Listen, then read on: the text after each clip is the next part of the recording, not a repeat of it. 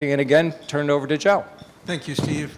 And we'll leave a little bit of time at the end for some audience questions. I'm sure a lot of you want to know how things are going to turn out in 2023. So I want you to put yourself in a mindset that this is actually January 30th, 2023. It's actually a Monday, and it's pretty nice out thanks to climate change, so you don't have to worry about snow and heavy coats. But to start this panel off, I just want to engage this new app that I downloaded. Let's see if it works. Hello, welcome to Joe Squared. Oops, Joe Mandese. doesn't work. Hello, welcome to Joe Squared. Joe Mandese's Natural Linguistic Processing Artificial. Oops. Comforting sound of that bloop bloop. Joe Mandese's Natural Linguistic Processing Artificial Intelligence Predictive Modeling Engine. I'd like to open this panel by asking each of you to introduce yourself and say what you do and answer one opening question. Do you remember what advertising is? Hello, everyone. Good morning. I'm Tom Goodwin. I'm the EVP of Innovation at Zenith. My job is to basically try and understand what's changing in the world and what's not changing in the world and what people need to do about that. One quick thing, I've got quite bad sciatic pain today, so if I start walking around the stage, it doesn't mean I'm freaking out, it just means I'm trying to get rid of the pain. And what was the question? What's advertising? Yeah, do you remember what it is, and can you describe it? Yeah, I think there's this tendency to think that things like TV is dead, or brands are dead, or advertising is dead. All these things are here to stay. So in the same way that we are choosing to wear clothing that reflects who we are, and we are drinking beverages that subconsciously tell each other who we are, the role of brands will always be here, and therefore the role of advertising will always be here. So it's actually quite likely it doesn't change that much. There will be lifestyle imagery. We will be selling people on dreams. These images will come to us through devices that look quite similar to today. There will be a lot of technology behind that, which is extremely interesting. But fundamentally, I don't think we're looking at a radically different landscape. Brian? Brian Hughes, I lead audience intelligence and strategy at MAGNA, and I have to say, I guess, that advertising will still exist because I still need to be employed in 5 years. So, yeah, well, I'm hoping Tom's right and nothing changes so drastically that we still don't have jobs. I'm Barry Lowenthal. I run the Media Kitchen. So, if you Google Louis Vuitton tattoos, do it right now. Come on, do it right now. It's pretty amazing what comes up. People will have actually tattooed Louis Vuitton logos on their bodies. In fact, there's one guy that has done his whole neck. It's pretty extraordinary. And I think that that gives me a lot of heart, not because I'm a fan of tattoos, I don't have any, but because I think that people need to define themselves as different from other people. And I think as a result, there will always be a need for brands. Brands help us define ourselves. They make us feel better than the next guy, hopefully not worse. And I think advertising is a way to, communicate that. Brands need advertising because people need to define themselves using objects outside of themselves. Thank you, Barry. Natalie? Hello, I'm Natalie Monbiot, and I run the Futures team at Starcom, focused on Samsung. And so we're in the year 2023, and I am loving advertising because as a consumer, I can choose exactly what ads I want to see, and I can choose to share exactly what data, personal data, I want to share in exchange for tokens which are of value to me, which I can redeem for all sorts of things that I like. So I'm loving advertising. Thank you. Sam? Good morning. Hi, Joe. Sam Olstein, lead global media and innovation. Love participating in MediaPost events, so thank you for having me back. I, too, am loving advertising today because I, like Natalie, am in the driver's seat of who reaches me on my terms and the friction by which I choose to engage with that message has been entirely removed. Okay, great. I'm not going to reboot the AI, but it had a follow-up question. If anybody remembers what democracy is. Sorry. That took a dark turn. So as I understand it, advertising will exist in 2023, but it will all be tattoos that brands. So it's kind of like It will the golden. be a powerful channel, trust me. Yes. So it's going back to the Teeds presentation where we'll all have our own advertising. It'll be ourselves. It'll be always on as well. Okay, well, as a always- tattoo. So let's get to the serious money question here, because the goal of forecast is really to predict, advertising models for spending and commerce and making money and buying and selling media. So thinking out 5 years from now, I mean, we're going to get into the inevitable, predictions on disruptive technology and channels and platforms and AI. But I just want to get kind of a spitball from each of you on what do you think will be the main beneficiary in terms of budget 5 years from now?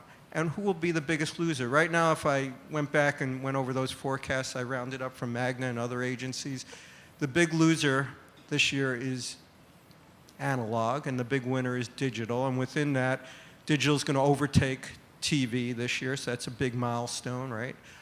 Depending on whose forecast you look at. So 5 years from now, what's going to happen in terms of spending?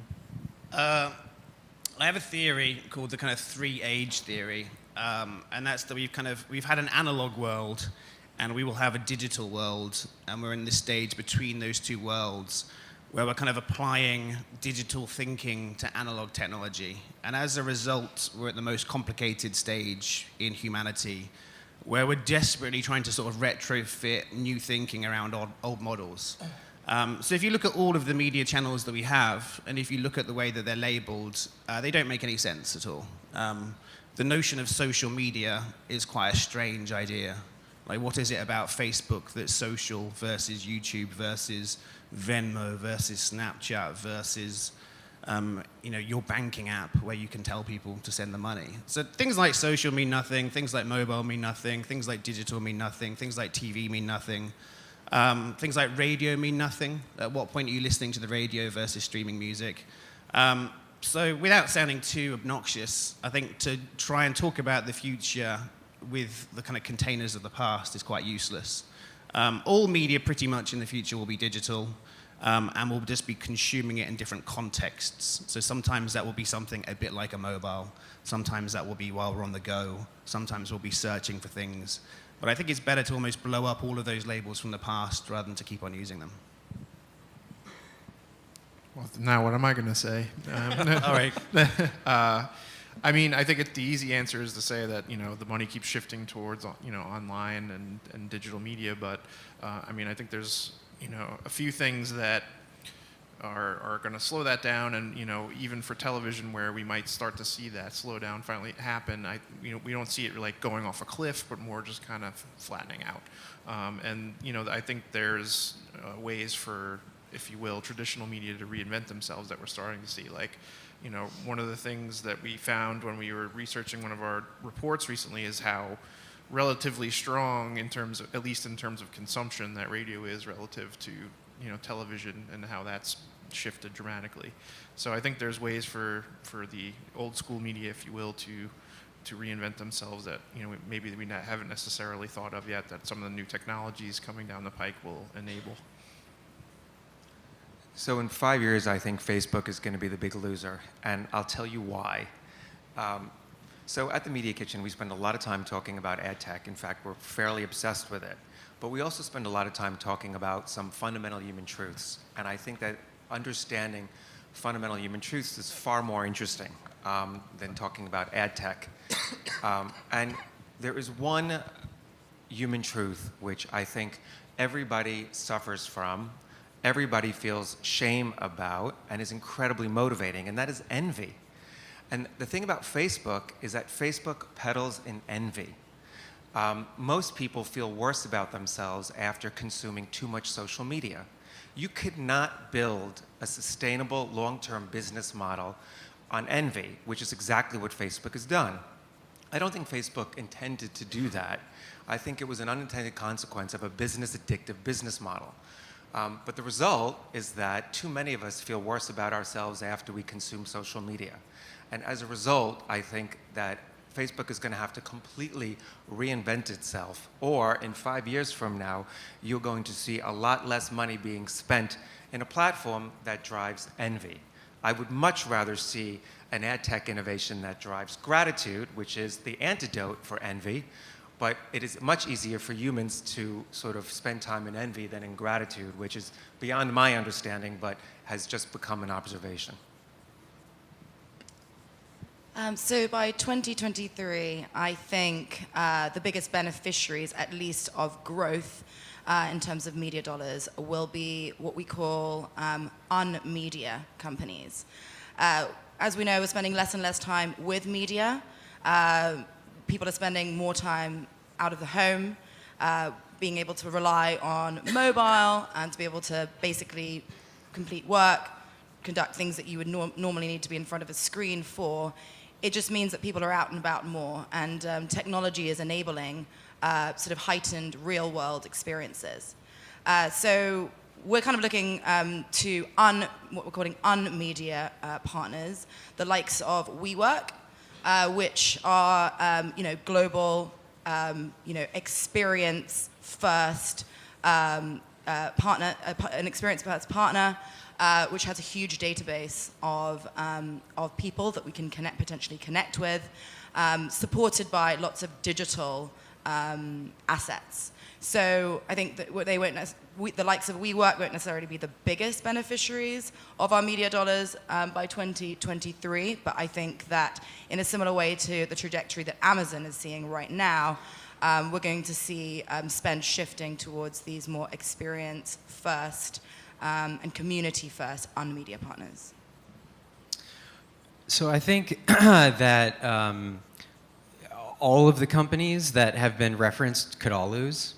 The pace of change happening today in the year 2023 is far quicker and faster than we saw in 2018. And to even further and build on, I think, Natalie's point, this idea of building a brand can happen so fast. The deterioration or erosion of a brand can happen so fast. And so any company that thinks they have a moat around their business model and is not operating with the sense of urgency to experiment as much as possible, put out as many risks as possible, is going to lose. Can I just build on something that Natalie said? I think there might be this interesting moment that we have in time called sort of peak media, almost. Like in this industry, all of us have only ever known a world where there was more advertising each and every year, and there were more and more media channels. And generally speaking, and you told me this over lunch the other day, the only media channel that's ever existed that's actually died is the telegram. Everything else has been incremental. So our mobile devices have allowed us to get more media while we waited for the subway. Laptops have allowed us to watch YouTube at the same time as having the TV in the background. The Amazon Echo then allows us to do other stuff on top of it. Everything has been incremental and additive. We could be, and I do mean we could because I've got no idea, but we could be at a moment where we start to get less media. We could, whether it's models like Netflix, where we pay with money rather than attention, whether it's a general feeling that we're too distracted and this isn't good for us. We could be at this kind of, zenith, I guess, where things start to come down from this point. We might find that advertising becomes more expensive, where our attention becomes more valuable. So just something to have an open mind to. We make this assumption there's more, maybe there'll be less. I would just say that from our sort of research, our position is that in terms of time spent, like, we're completely saturated. There's no room. At this point, it's just going to shift between different devices and venues, but in terms of the amount of time people are inundated with media, it just can't be anymore. I think this notion of WeWork as a media channel is really very clever. One of the things that we kind of talk to clients about is so much media experiences are sort of individual, isolated experiences, and we really do crave these kinds of interpersonal experiences. And like you look at what Allbirds did over the holidays, right? I mean, genius targeting. And they did use Facebook, and it was genius targeting. But then they took that experience that was happening online and they moved it into a pop-up store. And I think Warby Parker did the same thing. You know, these are brands that are starting on social, but very quickly recognized that in order to have real-world, personal, deep relationships, you have to have a combination of like a 1-2 punch. So it's micro-targeting to drive relevance, but then these shared community experiences. And I think, you know, the most clever brands are going to learn how to do that. You can't be a virtual brand anymore and just be a virtual brand. You have to be able to create these sort of like real-world personal experiences, and doing partnerships with WeWork is just such a clever way of doing that. Wow. Okay. By the way, MediaPost is headquartered at a WeWorks now, and it is an interesting medium. You know, I have an app, you know, and it has a news feed on it, and I get push notifications, and it's just another new way for me to get spam.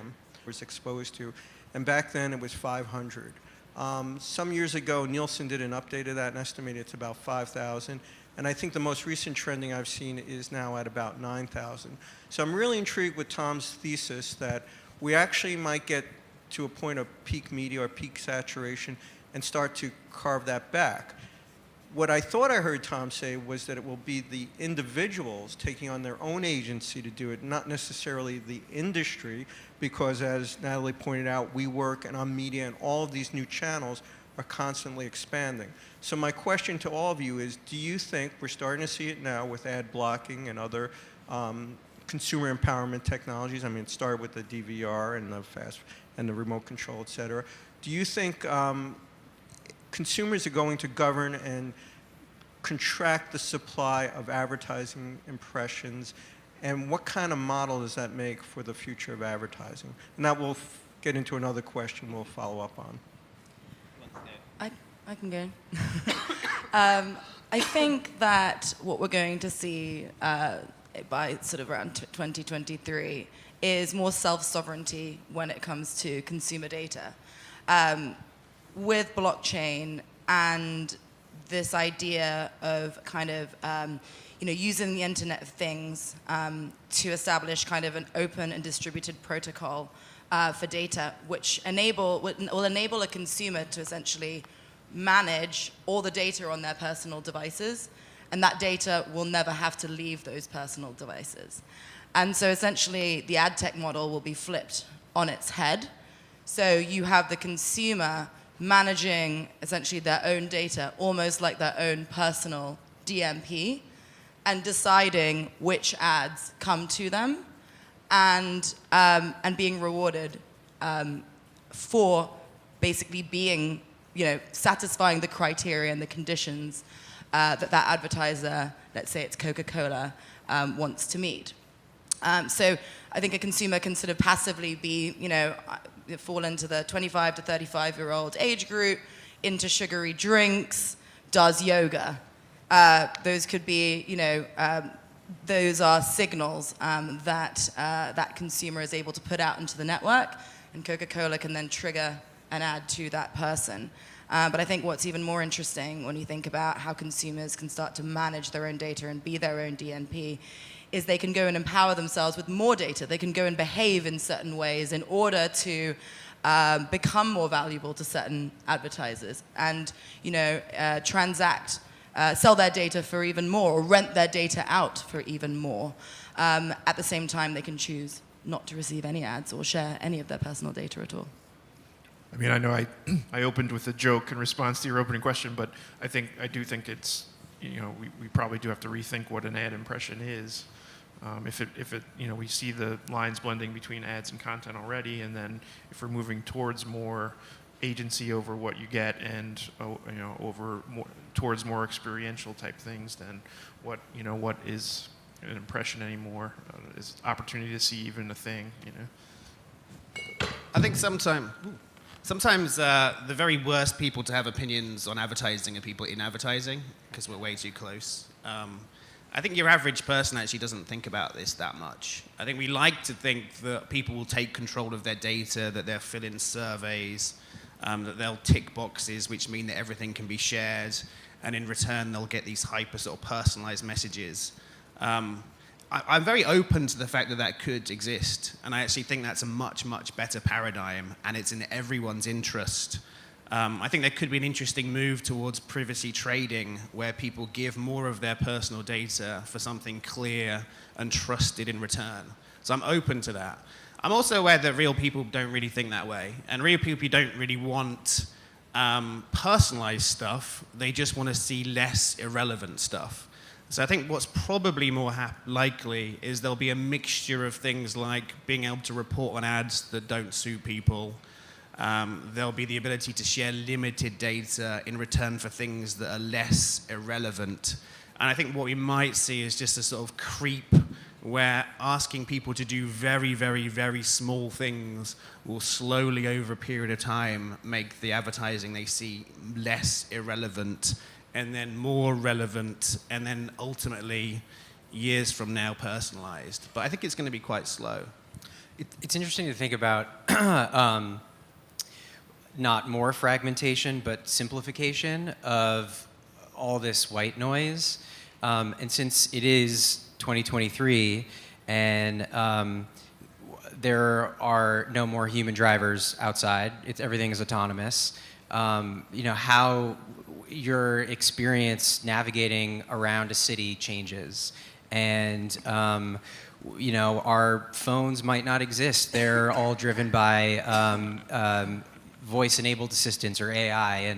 And what does advertising to our personal assistants look like in terms of having them vet things? What does out of home look like, because we now have more time to be aware of our surroundings, and yet it's still addressable and it's still very precise.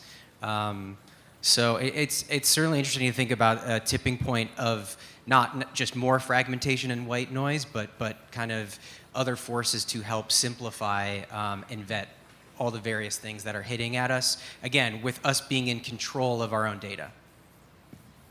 So I have no doubt, and I'm editorializing here, but I have no doubt that the supply of potential media impressions will only grow through unmedia, AR, all of these new means of distribution of an impression.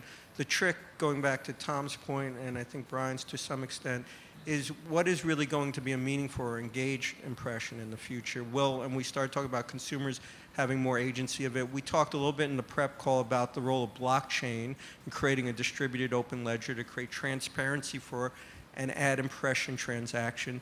And I alluded to this concept that Brendan Eich, the founder of Mozilla, now Brave, has created called the basic attention token. And his idea was that basically we'll be able to tokenize everybody's impression, and that they will have agency and they'll be able to trade it like it is on an open marketplace.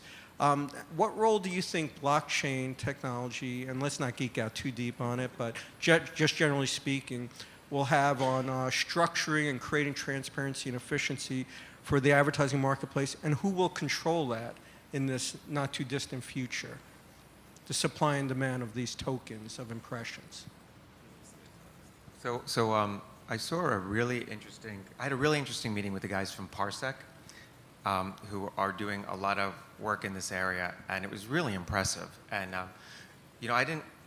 I can't geek out on this. I don't know all the intricacies, but the way that it was explained to me, and it made a lot of sense, is that the real benefit around blockchain is all the middlemen are going to be just removed from the equation, right? And you're going to have the seller and the buyer get a lot more closely connected. And if you imagine how easy it's going to be able to transact and how much more efficient that transaction will be when all of the middlemen, including agencies, are removed from that experience, it's pretty powerful. And again, I don't fully understand how all of that is going to occur. I'm not so sure. I think that's being worked out, but just imagine when you remove all of those middlemen, how liberating that could be, and also just how we have so many processes in place, right, to make things go from A to B, from an ad being called to an ad to a conversion. And when so much of that doesn't exist anymore, how much more money can be put back into the system? I think it'll make Lou Piscalis happy. Yeah, I mean, I think there's a lot of possibilities. I think we're still kind of figuring it out. I mean, we've been talking to a couple of companies like Nyack and Amino about what they're doing. I mean, but there's been bumps too. I mean, the obvious application was RTB, and that didn't really work out. So one of the things I'm interested in thinking through about it is I'm a big advocate of making open standards for a lot of things that we need, like viewability and tracking assets across media. And so I think there's potentially applications there for ad serving and understanding where our ads are going and when, and being able to see that quickly and know what's going on. I think the point with tokenized systems and open protocols is that nobody is in charge. These are sort of self-governing applications that will be built on the blockchain and are dependent on peer-to-peer participation. And the thing that's going to encourage that peer-to-peer participation on these applications that are going to be built on the blockchain, particularly Ethereum, is the token structure. So people get incentivized for their participation. So they earn tokens that are valuable within that particular world that you're participating in. So that's the thing that is going to encourage people to participate in blockchain-based applications. And the thing that is going to continue, the thing that underpins it being the sort of self-governing platform. To give an example, there's an Ethereum application called current.us, which is actually about to go into its ICO. It's actually really interesting. If you go onto their website, current.us, you can basically ask their CEO anything. You get directed to their Telegram app, and you can just have a conversation about like anything, just ask anything. It's actually very helpful and enlightening and really demystifies this space. But in this scenario, what current.us does is it aggregates all of your sort of streaming platforms, whether that be Spotify or Netflix or Hulu, so that you can sort of access all of your content as a consumer in the same space. But what it enables you to do, and what it will enable you to do, is decide how much of your personal data as a consumer you open up to the network, and whether you want to receive ads, or you can choose to receive no ads at all. So as a consumer, you're really controlling your experience on the platform and what you want that experience to be. And the more you contribute, the more you participate in the platform, the more you're rewarded with tokens. In the case of Current, it's called CRNC. That's their currency or specific token to their platform. On the artist side, the more that consumers engage and choose to engage with your content, the more those artists also get tokens. So, and these tokens are only redeemable within that world. So that encourages people to, spend more time within that world. And so that's just an example of a company that I've come across, which I think is a really interesting example of how these kind of open protocol networks might look like. I think it'll be incredibly disruptive. We've seen that over the last year, and it's on the precipice now of actually getting mainstream adoption. And at the core is, as Natalie calls it, peer-to-peer decentralization, and it's this idea of trust, and trust in central authorities who have retained so much power. I would recommend for everybody in the room, if you haven't, there's an amazing article in the New York Times last weekend called Beyond the Bitcoin Bubble. And really, I mean, it's an entirely new digital economy, blockchain economy. It's all new infrastructure. And it is going to change the way we see and interact with our advertising tech stack, and every business. I mean, certainly, I can speak for at General Electric right now. We, the future of the power market and centralized energy generation distributed across a grid and buying energy from a utility company, that could all get disrupted with peer-to-peer trading of surplus energy. So it is, it's going to be incredible. I'm not sure. I have a very strong but loosely held opinion, and I'm aware that I don't know enough to comment as intelligently about it as I'd like to. But often, problems that can be solved with blockchain can actually be solved already in much more simple ways. Even a cloud computing network or an SQL database can solve most of these problems quite easily, but you don't get any press if you talk about it that way. I'm aware that really interesting things happen where technology, people, and business models come together. In theory, the internet should have completely changed the entire real estate buying process. And still we have to fax things to people. In theory, it should have changed the entire car buying process. Like, we're not particularly good adopting technology when it doesn't suit everybody in that system. So I'm not entirely sure that the whole system wants to change. I'm also not entirely sure that people wake up in the morning and they think, oh my God, I got served an ad by BMW. I wish it was for a Lexus. They're trying to make sure that their kids don't get beaten up at school. They're trying to make sure that their husband's not having an affair. I think we tend to sort of overestimate the degree to which people care about this stuff. So there is a parallel universe where we rebuild our entire industry with blockchain technology at the core. And it's incredibly efficient, and it's incredibly fast and seamless, and it puts tens of thousands of people out of jobs. And it's an amazing system. But there's also this likelihood that we sort of bumble along and a few companies change their name to have blockchain in it, and then nothing really changes. And in about 3 years' time, we forget that we had this conversation. Personally, and I'm not cynical, I just think it's more likely that the second thing happens. That's not to say that we shouldn't be looking into this. We shouldn't be reading all the white papers about it. We shouldn't be having highly knowledgeable, informed discussions about it, because it could be a huge thing. I just think we need to sort of come back to earth sometimes. I beg to disagree. So I think we've hit this critical point around identity and data and who owns our personal data and how that personal data is being repurposed by ad tech companies and all the power lying, with just a handful of companies. Just to reference the New York Times article, Beyond the Bitcoin Bubble, it makes a very interesting and fair point that basically when the internet was created, it's pretty brilliant. Like, we can't really criticize the people that invented the internet. It's a pretty amazing feat. But something that they forgot to do was to account for people's identity on the internet. There was no open protocol for, declaring who you are on the internet, and so basically the private sector swooped in, and now Facebook owns the identity of 2 billion people in the world, and they are the sole proprietors of that data. And in order to combat that, you need an entirely new protocol to challenge what's going on. And this is something that could not, if you think about, when, a record of names has to reside in a database. So it's almost a sort of a necessary evil. Like, there's no way that we could all have our identities on the internet and it not be in a database. That is not until blockchain, because blockchain enables a distributed identity where people can have their identity, a digital identity, but they're in control of it. And so blockchain is the only thing that we know of at this point that could disrupt this very, very powerful force of the private sector owning our identity. So I think that's a big reason. The cloud can't fix that. Seems like blockchain's the only thing that can.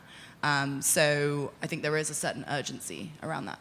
I think Tom's skepticism is totally fair. And the problem right now, especially with all these, you hear about ICOs and all these, interesting new applications of blockchain, is most of them, I don't know if most of them, but there are just so many scams out there, and you hear about hacks, and so there is, I think that comes with, this shift of power and influence back to the masses, as there are, probably some bad characters who are taking advantage of that shift and don't have, the goods to back it up. And so that's the problem today, is there's so much white noise that unfortunately is scams or is just doesn't have the substance behind it. And so I think it's completely fair to be skeptical about the things that are going to stick and the things that won't. Wow. Well, Yeah, so there's a lot of security issues for sure, but there are security issues today with Experian and a lot of other Absolutely. companies and our data. I just want to try and bring all this to a point, which is I really think what's going on with potential for blockchain and consumer data and everything is part of a progression about information access and availability and this concept of symmetry, right? So efficient markets work well when there's a symmetrical flow of information. Markets get disrupted when there's an asymmetrical flow. And you know, it's interesting, Tommy pointed out, the first incarnation of the internet gave a lot of power to consumers in auto buying and real estate buying. And what happened is the industry figured that out, and they kind of closed the lid on that. You could get dealer pricing and real estate agent pricing during the first incarnation of the internet. And what happened is that the industry did a really good job of bringing that information back and doling out and putting filters down on what a consumer could see in terms of real-time pricing data. Conversely, if you think about the flow of information, what's happened is Google and Facebook and Axiom and Merkle and WPP and a bunch of other entities have done an awesome job of aggregating consumer data, right, and building these identity blocks that they trade now in an open exchange. The problem is the consumer has no access to controlling that data, and with this concept that Natalie's talking about with blockchain, and also we have not talked about GDPR, which is going to be a big factor in this, is giving the sovereignty back to the consumer about what they can control about their data in an open exchange. So, look, I don't know how it's going to play out. I think there's going to be battles and regulations and court suits and all kinds of things. But I do think that the game is going to be played over who has access to information. And right now, it's a very asymmetrical market. So I want to ask you all, do you think coming out of May 2018 with GDPR hitting not just Europe, but the world, and some of these new technologies coming on, by 2023, who will control consumer personal data more or less? The industry, the consumer, or something else?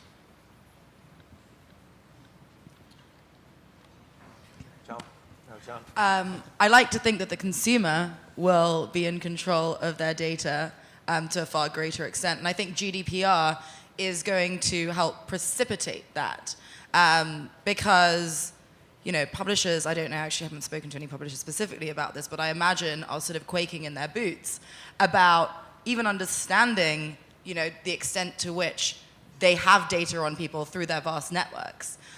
So I should think, given the massive penalties attached to infringement, GDPR infringement, that there will be, you know, a lot of sort of, conservative shift towards just dropping data when in doubt, dropping people's personal data when in doubt. So I think that's going to precipitate the control away from it residing with publishers and networks, along with the tide that we just talked about towards more self-sovereignty of personal data for consumers. Yeah, I mean, I think we'll probably be starting to shift in that direction, but in 5 years, I don't think it's going to be a huge movement. I'm a little bit, you know, coming down on Tom's side of things here. I think that, you know, technology and changes very quickly, but people don't, and I'm not sure that everyone is necessarily interested in taking control of that data. We're taking a more passive position. I mean, I always think of, you know, when you read the terms and conditions, when some kind of privacy policy is changed, it's like, I don't know anyone that sits there and reads every single word of it before clicking yes. I mean, so I think there's, you know, there's kind of two forces rubbing up against each other there, that it's going to be a little bit of a slower shift.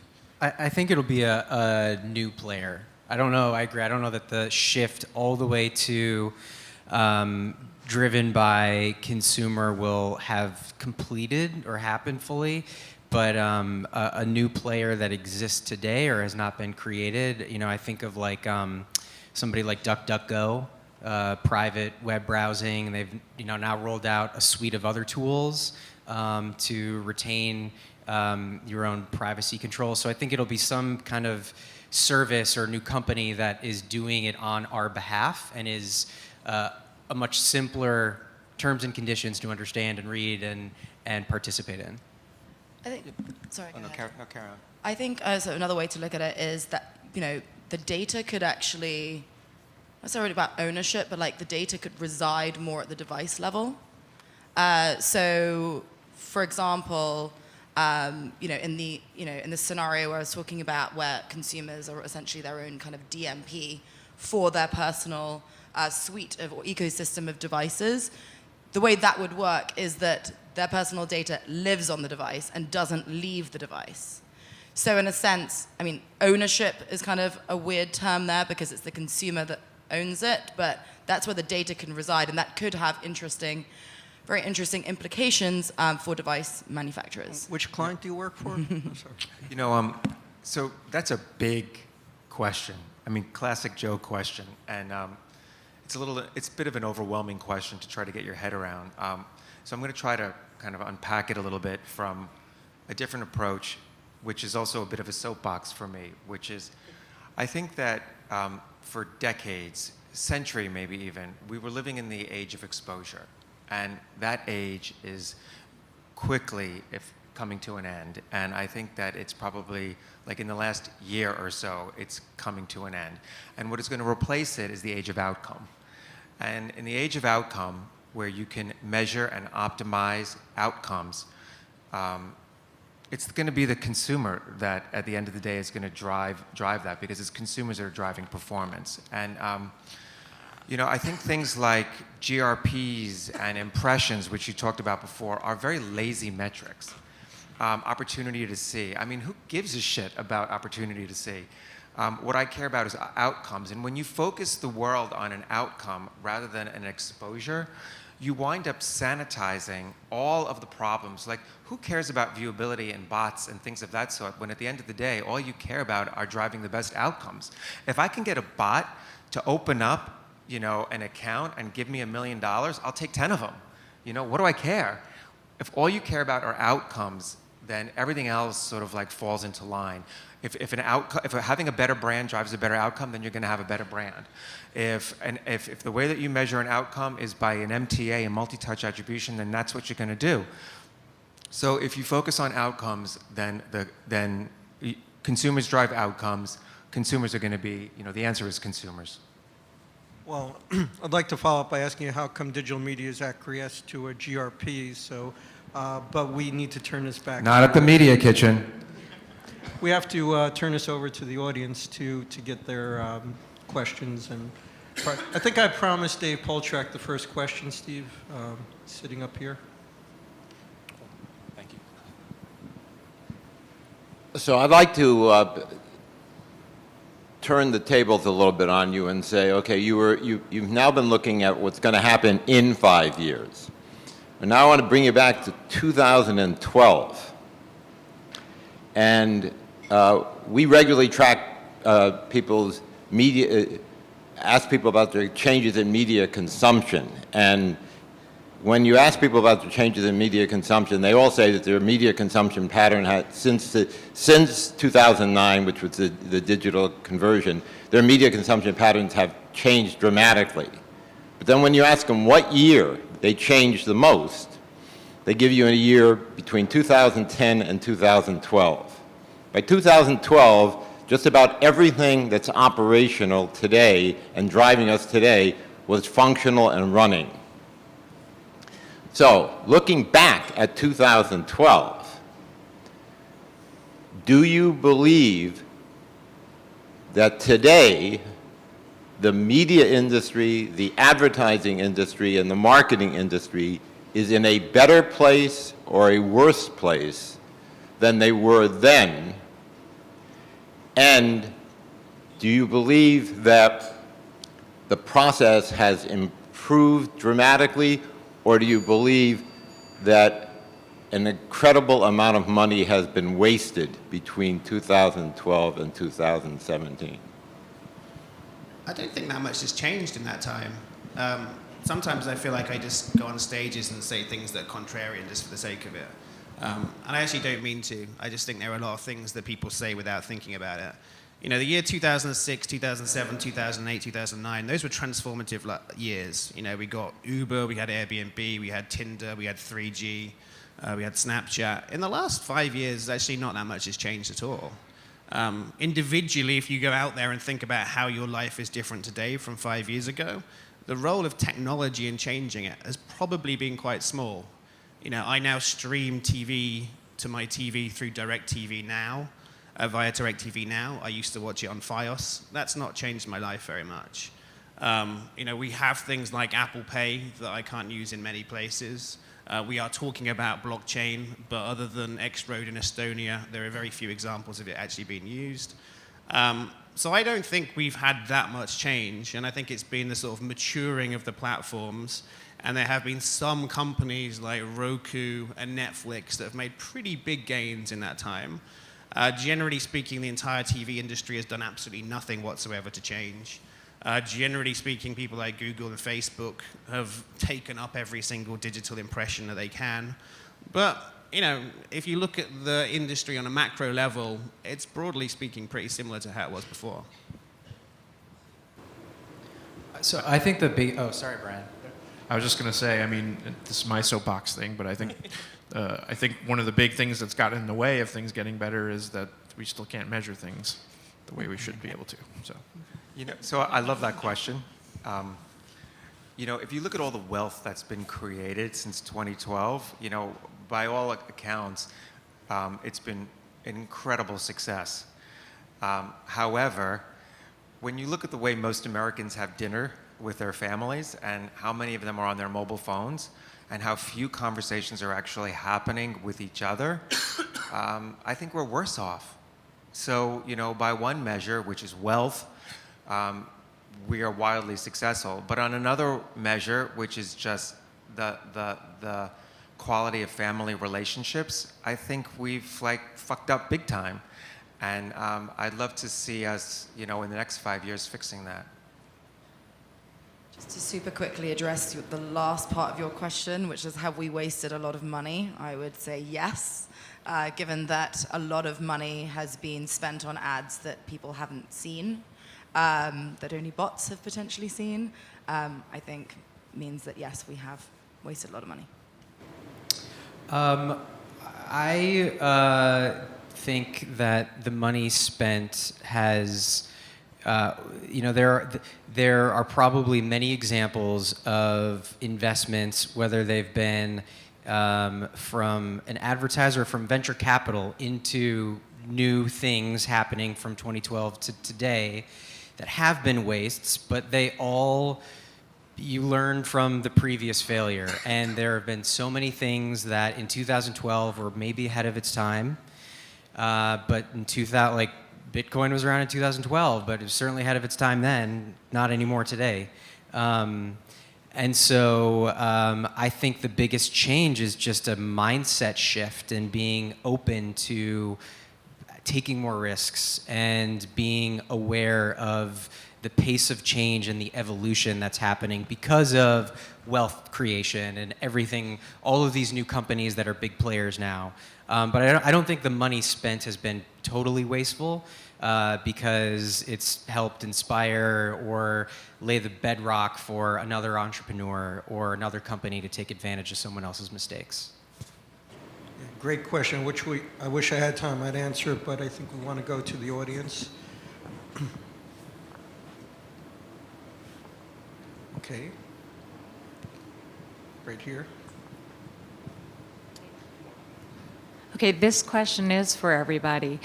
In terms of future staffing, with our employees being our biggest asset, how are you seeing hiring patterns change, skill sets that you're looking for, any of those things, I think, in terms of human capital?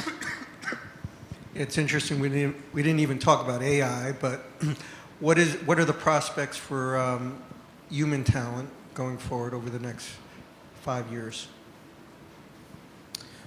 So I think one of the biggest maybe character traits or characteristics that we look for and I certainly value is youth.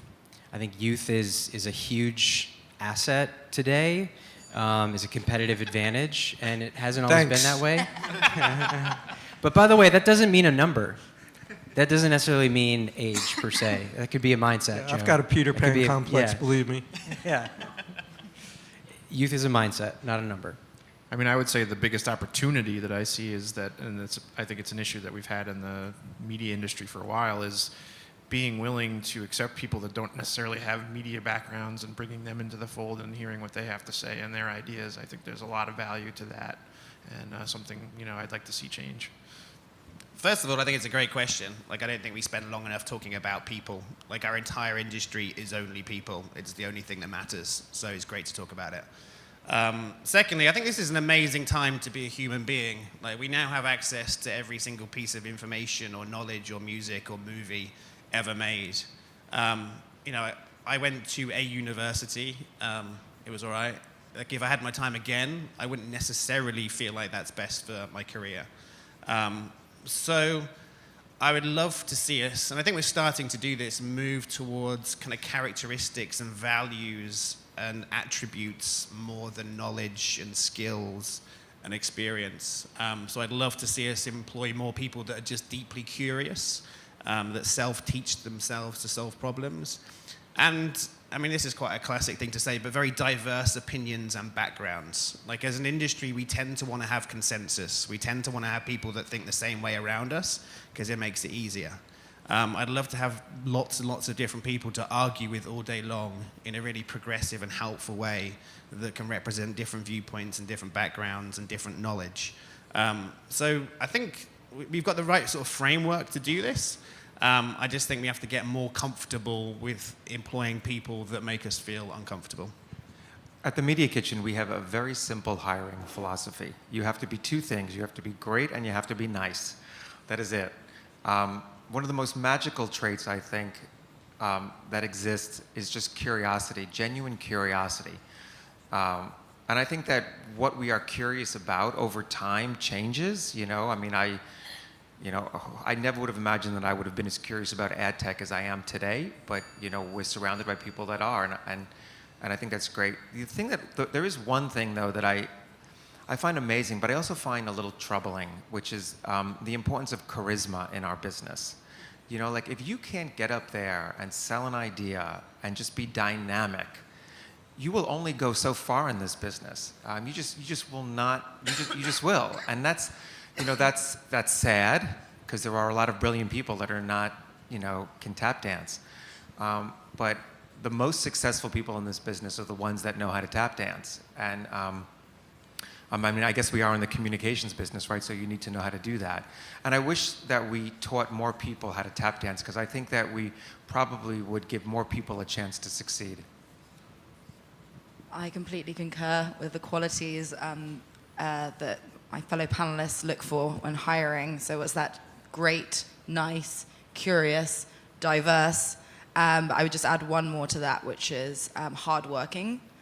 I think, like, being really curious and being really interested in what you do naturally leads to, you know, good, solid work. But I think that putting the hours in, committed to your curiosity, really pays off.